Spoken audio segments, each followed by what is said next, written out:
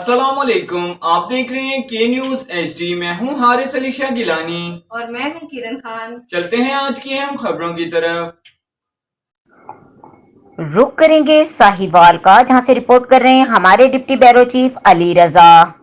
Chief editor ہفت روزہ Kashif, chairman انجمن صحافیان Punjab, C E O K news H D international Syed Haris Ali Shah Gilani, Zaheer Abbas Kachi, divisional bureau chief K news international, doctor Samiullah Khan in charge dialysis centre D H Q teaching اسپتال ساہیوال سے خصوصی ملاقات کے موقع پر ان کو پھولوں کا گلدستہ پیش کیا گیا۔ اس موقع پر ڈاکٹر سمیع اللہ خان کا کہنا تھا کہ حکومت پنجاب اور کمشنر ساہیوال کی خصوصی کاوشوں سے ڈائلیسس کے مریضوں میں اضافہ دیکھتے ہوئے ڈائلیسس کی مشینوں میں اضافہ کر دیا گیا ہے، جو کہ بہت خوش آئند بات ہے۔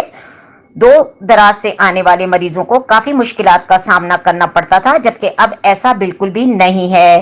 روزمرہ کی بنیاد پر 110 مریضوں کے ڈائلیسس ہوتے ہیں، جبکہ سالانہ 3600 کے قریب مریض علاج کروا رہے ہیں۔